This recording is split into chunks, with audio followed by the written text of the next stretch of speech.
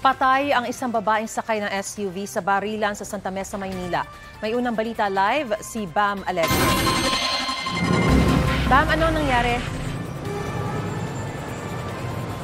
Maris, patuloy ang investigasyon sa nangyaring insidente dito sa panulukan ng Magsaysay Boulevard at Pureza Street kaninang madaling araw.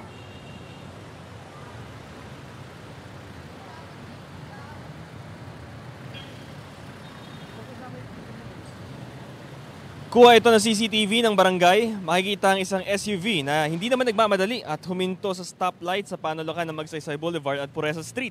Maya-maya may dumating na police mobile na may blinker na mas mabilis ang takbo at kinat ang itim na SUV. May mga naglabasang mga nakaitim na pinalibutan ng sasakyan. Hindi nakuna ng CCTV ang mismong detalye ng mga sumunod na pangyayari sa SUV na may dalawang sakay. Pero kalaunan, lumalabas na namatay ang di pa kilalang babaeng nakaupo sa passenger seat dahil sa tama ng baril. Nasa kustudiya naman ng pulisya ang driver ng sasakyan na babae rin. Bahagi ng investigasyon ng pulisya kung nagkaroon ba ng crossfire at kung sino ang nakapatay sa babaeng pasahero. Isa rin sa inisyal na tinitignan ng pulisya ang anggulong crime of passion dahil may nagreklamo raw sa babaeng driver ng SUV matapos niya manggulo sa isang lugar sa Sampaloc dahil sa kanyang karelasyon.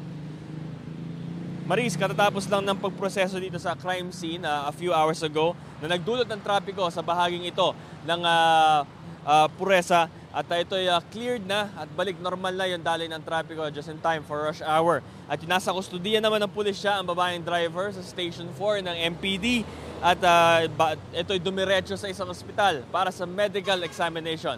Yan ang latest mula rito sa Maynila. Bam Alegre, buong puso para sa Pilipino. Kapuso, mauna ka sa mga balita. Panoorin ang unang balita sa unang hirit at iba pang award-winning newscast sa youtube.com/GMA News. I-click lang ang subscribe button. Sa mga kapuso abroad, maaari kaming masubaybayan sa GMA Pinoy TV at www.gmanews.tv.